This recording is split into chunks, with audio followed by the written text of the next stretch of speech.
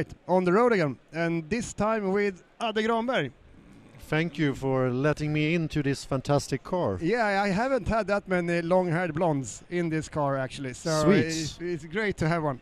Thank you. And Adde, you are the CTO of Swedish Television? Yes, public service in Sweden. And Swedish Television is doing something that I find super interesting right now. So you are looking into how to change and transform not only technology but also how you're working. Yeah, we need to go from a legacy hardware industry into a software industry for the first time for real, I should say. I should say it's the biggest transform that a company like ours have been facing in the past and in the future. SVT and the broadcasting industry are built by technology because it was so complex. Boxes we bought and a fantastic crew that could handle the boxes. So now we are going to a software as a service function instead, and the technology will support the content instead of being the heart of the business. So that's a transformation for real we are going into, which is difficult and really, really fascinating. Yeah, I understand. I mean, this is part of what we are doing as well, right? So I think it's from a technology side, I'm with you 100%. But what is the biggest challenges you think? Is it the technology or is it the cultural aspects? Or because this is, as you said, it impacts not only the technology. But I think it's a mixture of that, unfortunately. I wish I could say it's only one thing. I think it starts with the vendors. We are now at the IBC trade show and just out on a small trip from that. But otherwise, when we are on the trade show, we have vendors there still would like to sell hardware and but changing that to software. That's one problem. I have a fantastic crew at SVT that used to work with hardware and really the stabilization around the hardware and going that transform to software and trust it. That's a new entire new world. So it's a combination of it, and the culture is that you would like to watch what you're transmitting. And the producer would like to see the frame that actually going out to the viewers. And now we're going into a cloud computing software world where you don't see the picture until it hits the viewer. So it is a huge transformation that we're facing. And do you think there also is an aspect in all of this in being like more flexible and faster be able to adapt? Because if you look at internet and streaming today, on the internet everything changes all the time. The broadcast industry haven't really changed that much the last like 100 years. So it runs on a different pace, right? And isn't that also an aspect of what we need to change to have a... Yeah, but that's changing by heart as well, because we have had really complex system that specialists only can drive and use. And now we're going into an internet business actually where the UX is important, because you have a cell phone, you have the most advanced thing in your pocket. Quite often an iPhone, but you never open the manual, and you don't have an expert in it. And we need to adapt that thinking into our industry. But what happened then is that you remove the specialist. And an industry without specialist, is that an industry? No, maybe that's just an application rather than industry, right? So one could argue that this is that the specialist will be the same kind of specialist that you have for all kinds of online and internet-based services. And then what you need is more kind of application specialists, I guess you could call them, that knows about the workflows that you need to have, and also knows kind of how do we adapt the product we are doing, which is in the end is content, so that it fits the audience, because the expectations from the audience is changing all the time. Yeah, but of course, I still going back to, I don't think we have a broadcast industry at that time. You will have a person that would like to do content using an application suitable for that. Yeah. And then I have IT specialist in the background taking care of what you're saying. So what happened with the broadcast industry then? I think unfortunately it's dead. I think we need to go... It's a little bit of a gloomy prophecy that you paint, but...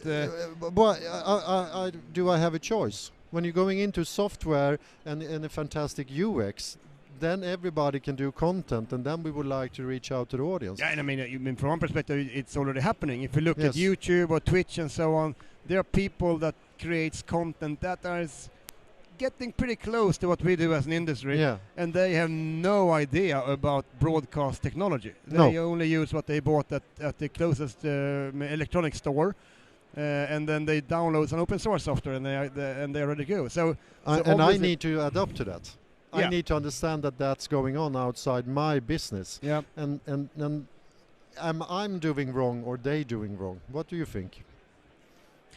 Maybe I pause on that question, but I fully agree in that trying to fight new technology and new behaviors you're always kind of doomed to fail if you try to do that. So from that perspective, it's more about looking into how can we adopt the same tools, the same technologies they use, yes, and do what we are doing, and hopefully we add something on the content side, journalism and productions that requires a understanding and knowledge about the art form of TV, and maybe not necessarily the proprietary technology stack of TV, because that will disappear.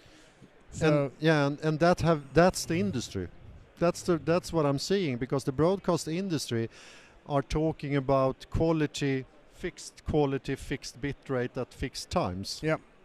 But the internet generation doing VODs for YouTube, they have no idea about timing, quality. They don't think about that, and we need to adapt to that thinking. And I love it, but I, on the other hand, hate it, because I've been in this industry for 30 years. It's a little bit scary, right? So it's a little bit scary. And but at the same time, I think that it's also exciting with those times when you need to take a look at what you're doing and say, shit, I need to change. Yeah.